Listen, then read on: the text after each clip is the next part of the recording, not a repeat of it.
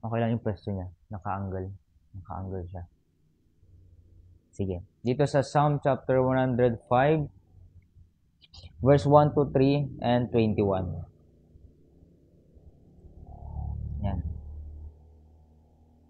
Psalm chapter 145, verse 1, 2, 3, and 21. Sabi dito, I will extol thee, my God, O King, and I will bless thy name forever and ever. Every day will I bless thee, and I will praise thy name forever and ever. Great is the Lord, and greatly to be praised, and his greatness is unsearchable. And verse 21, my mouth shall speak the praise of the Lord, and let all flesh bless his holy name forever and ever. So tayo manalangin. Panginoon, makapangyarihan sa lahat, salamat po sa panibagong buhay na ibinigay po sa amin. Salamat, Panginoon, sa pagkakataon na pag-aaralan ulit, Panginoon, inyong salita. Nawa ay ma-encourage po kami. Kayo po yung manguna sa amin, sa bawat isa. Nawa ay bigyan niyo po, Panginoon, ng katalinuhan para po maintindihan po namin ito, Panginoon. At nawa, andyan po yung gabay niyo po sa amin, Panginoon. We pray na gamitin niyo po ako, Panginoon, bilang instrumento, Panginoon, ng inyong salita ang maipahayag, Panginoon, at lumalapit po kami sa inyo, Panginoon, nawa ay ang inyong kapangyarihan ang magamit po, Panginoon. At pinapasalamatan po namin kayo, Panginoon, sa inyong kabituhan at nawa ang Holy Spirit, Panginoon, ay mangusap po sa amin. Linisan niyo, Panginoon, yung aming mga kasalanan, patawarin niyo po kami, Panginoon, upang kami po ay karapat-dapat po sa inyong harapan. At ito pa ang dalangin sa matamis na pangalan ni Jesus. Amen. Alright, so sabi po dito sa verse 1, I will extol thee, my God, O King, and I will bless thy name forever and ever. So ngayon, ang pag-usapan natin ngayon ay yung pagpupuri natin sa Panginoon. So yung ibang tao, hindi nila alam to. Hindi nila pinupuri ang Panginoon, hindi nila tinatas ang Panginoon. Pero sabi dito, si David, I will extol thee, my God, O King, I will bless thy name forever and ever. So, pupurihin natin ang Panginoon magpakailanman. At kahit yung ating mga ginagawa ay hindi nangyayari, hindi siya naging success. Pero merong time na naging successful siya, tapos may achievement, ganyan. Ang sarap sa pakiramdam kapag meron tayong achievement, yung tapos na yung nakikilala tayo, ganyan, tapos yung mga nagawa natin na-appreciate nila. Yan, like for example, yung mga yan, pag-aaral natin, graduate na tayo. Nung nag-graduate siguro kayo, ang sarap siguro ng pakiramdam.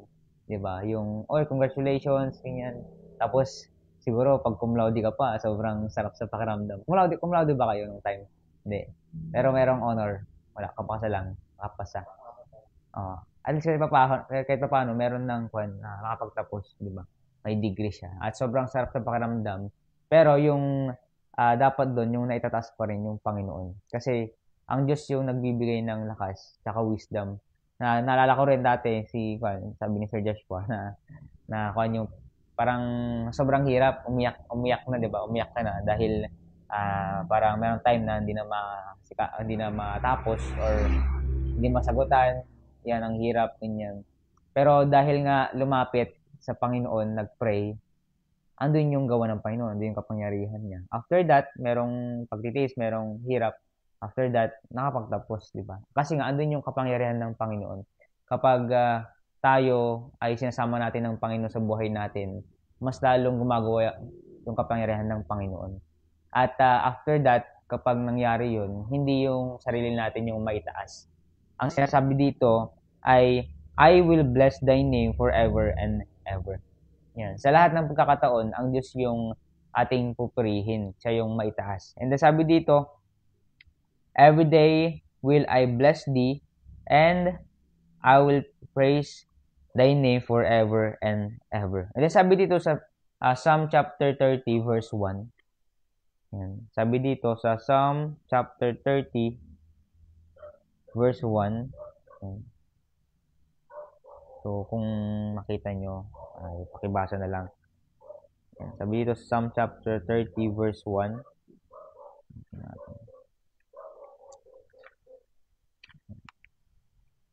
Yan. Sabi dito, I will extol thee, O Lord, for thou hast lifted me up, and hast not made my foes to rejoice over me. So, ibig sabihin, kaya natin na tinatas ang pangalan ng Panginoon dahil tinaas din tayo. Yan. Kasi nga, yung time na tayo ay nagkaroon ng achievement, tayo yung naitaas, di ba? Masala sa post, daming reaction, daming nag-comment, ganyan. Naitaas yung pangalan natin. Pero, mas talo daw nating itaas ang pangalan niya. Sabi dito, for thou hast lifted me up. Kasi tinaas niya yung pangalan natin. Pero, mas lalo natin itatas ang Panginoon. And sabi dito, and has not made my foes to rejoice over me. Sabihin, over me, ang Diyos yung mas lalong maitaas. Kasi nga, siya yung nagbigay ng ating kalakasan. And then, sabi dito, sa ating verse 3, verse 2, every day will I bless thee. Yan. Lagi tayong pinagpapala ng Panginoon. And I will praise thy name forever and ever. Yan, magpakailanman. And then number 3 or verse 3, great is the Lord.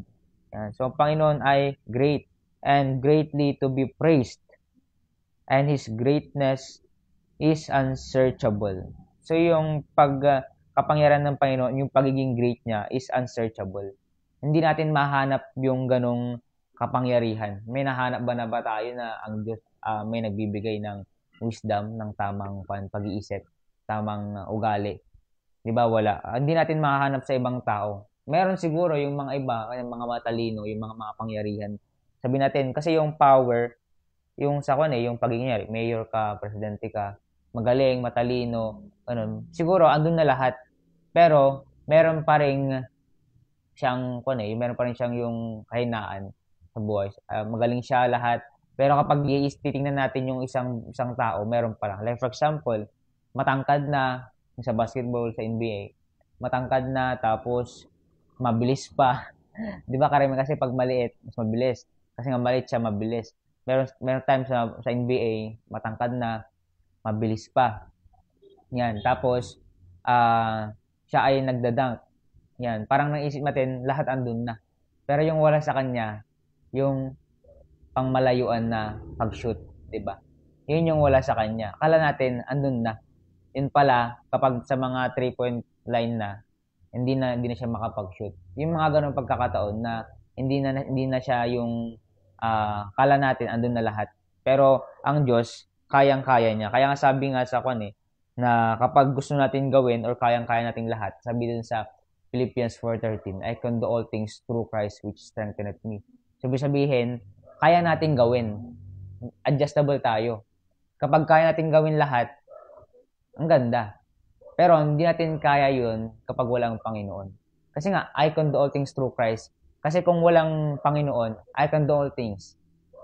Hindi mo sabihin wala ang Panginoon, wala, di mo makayanan. Pero pag sinabi mong I can do all things through Christ, sa pamagitan ng Panginoon, sa bayan ng Panginoon, magagawa natin. Kaya ngayong iba, nakakakuan din, nakaka-bless din yung iba, na kayang-kaya nilang gawin. Kaya nilang, like for example, yung natin, yung mother natin, father natin, kaya nila maglaba, kaya nila lahat, ganoon, sa una, lahat. Pero habang tumatagal, siyempre meron yung mga parents natin na pinapagawa na sa atin, ganoon. Natutuwa rin ako, yun, sa pastor namin, kasi yung live verse niya lahat kaya niyang gawin yan, mag-drawing, kumanta, mag-compose, gitara, ukulele, lahat kaya niyang gawin, kasi nga, naniniwala siya dun sa verse na yon na I can do all things through Christ. Through Christ. Hindi sa pamamagitan niya, kundi ang Panginoon, which is strengthened me. Kaya, ang Diyos yung naitataas pa rin. Kaya nga, pag nakita natin yung isang tao na tayo ay nabibless na, bakit naging cum laude dito? Bakit, sumikat to, ganyan? Bakit ang galing niya? Kapag yung pangalan niya yung naitaas, hindi siya magaling. Pero kapag ang Diyos yung tinaas niya, praise the Lord, glory to God. Glory to God. Ibig sabihin, andun yung kapangyarihan ng Panginoon. Yan. And then sabi dito, sa verse 3, yan, or tingnan natin dito sa Job chapter 5 verse 9. Job chapter 5 verse 9, sabi dito, which do with great things and unsearchable, marvelous things without number. Ibig sabihin, hindi siya mabibilang. Unlimited siya. Yan. Ang Panginoon kasi, yung pagiging makapangyarihan niya, hindi nauubos yung ibibigay niya sa atin na kalakasan. Hindi kagaya ng battery or cellphone na nauubos kasi magre-recharge ulit. Hindi ganun. Ang Diyos, unlimited yung ibibigay niyang lakas. Yan. Kaya, kapag ang Diyos yung natin, humingi tayo ng kalakasan, mas lalong papalakasin tayo. At hindi yun mauubos kapag yung tiwala natin andun. And then sabi dito sa last verse natin, sa Psalm chapter 145 verse 21, my mouth shall speak the praise of the Lord, and let all flesh bless his holy name forever and ever. So my mouth shall speak the praise of the Lord. So ang Panginoon yung ating itataas sa pamamagitan ng speak, sa pagsasalita. Pwede rin naman sa Facebook and everything. Kaya ngayon sa post natin, sa page natin, ang Diyos pa rin yung inaitataas. Yan. Hanggat maaari, hindi yung pangalan ko. Kasi kilabot pag yung pangalan ko. Kaya ngayon parang naisip ko nga, yung parang kapag yung pangalan natin yung itataas, parang nakakilabot. Parang sa akin, kapag yung naitataas yung nyari, ang galing niya, ganyan. Tapos, yung bangko niya, di ba, nagbubot ng sign ng bangko, ang galing ko. Parang minsan sa akin nakakilabot kasi nga, hindi siya natatakot sa Panginoon. Yan. Sana yung parang sa atin, yung natatakot tayo sa Panginoon na mamaya i-curse tayo kasi hindi natin binalik yung papuri sa Kanya. Kasi sa una naman talaga, itinataas tayo eh. Kaya nga sabi nga sa Bible, yan. So, kung sino pa yung mas lalong tinataas, nagpapakumbaba. Kasi yung mga nagpamataas naman, mas lalong binababa ng Panginoon. Ganun. Kaya, sa mga ginagawa natin, ang Diyos yung naipupuri. Yan. Kaya nga, sana nga ma-expand pa natin yung sa t-shirt natin, ang Diyos yung maitaas yung glory to God. Kasi ang Diyos yung dapat maitaas, hindi yung sa atin. And then sabi dito sa last, let all flesh bless His holy name forever and ever. Yan. So habang dito tayo sa lupa, ang Diyos yung maitaas yung pangalan niya. Then last verse, sabi dito Psalm chapter 71 verse 8. Yan. Let my mouth filled with thy praise and with thy honor all the day. Yan. So, sa mga nangyayari sa buhay natin, araw-araw, ang Diyos yung maitaas. Ngayon, kung meron tayong naging achievement, kahit konting achievement lang, yun, meron tayong nagawang mabuti sa isang tao, praise the Lord. Hanggang sabi natin, praise the Lord, glory to God. Yan, hindi ako yan, ang Diyos yung gumawa. Yan. Kapag may tayong ginawang isang bagay, di ba, like for example, yan, ang pogi mo naman. Yan. O totoo naman na talagang pogi tayo, ganyan. Pero yung ang Diyos pa rin dapat yung may taas. Praise the Lord for that kasi nga ang Diyos din naman nagbigay ng yan, sa mga ginagawa natin, sa mga talent natin, ganyan. Ang Diyos yung maitaas, hindi yung sarili natin. Kasi proven and tested yun na mas lalo tayong nagpapakumbaba sa tayong tinataas. Yan. So, sana ngayong buong araw kapag meron tayong mga maging success na nangyari sa atin ay ang Diyos yung maitaas. Yan. So, tayo manalangin. Let's pray. Panginoon, maraming salamat sa inyong binigay na maging kayo po lagi ang maitaas sa aming buhay, Panginoon. We pray na nawa ay ma-remind po kami lagi at matakot po kami sa inyo na kapag kami po ay nagkaroon, Panginoon, ng achievement, nawa kayo po yung maitaas, hindi po kami. Kasi hindi po namin yun gawa, kundi gawa niyo po, Panginoon. Patuloy niyo po kami bigyan ng katalinuhan, Panginoon, sa pag-iisip at pag-decide. Dalangin po namin na yung mga sasabihin po namin, mga babanggitit po namin, Panginoon, ito po ay mabulaklak, Panginoon, at hindi po ito puro negative, Panginoon. Nawa, ito po ay nagiging blessing po sa iba.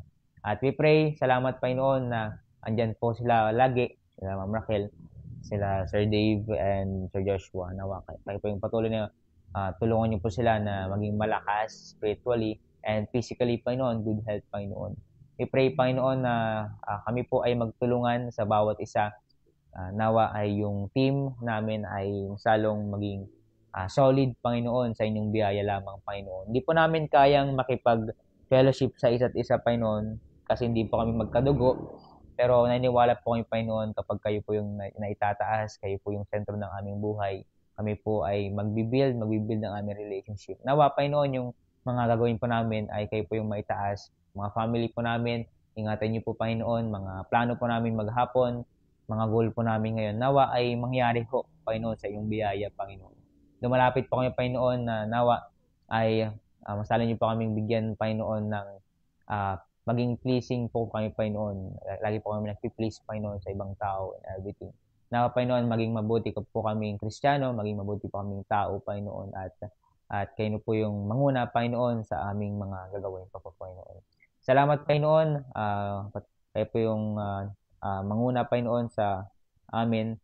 At we pray ang kapayapaan, Panginoon, sa Jerusalem. At ito pong dalangin sa matamis na pangalan ni Jesus. Amen.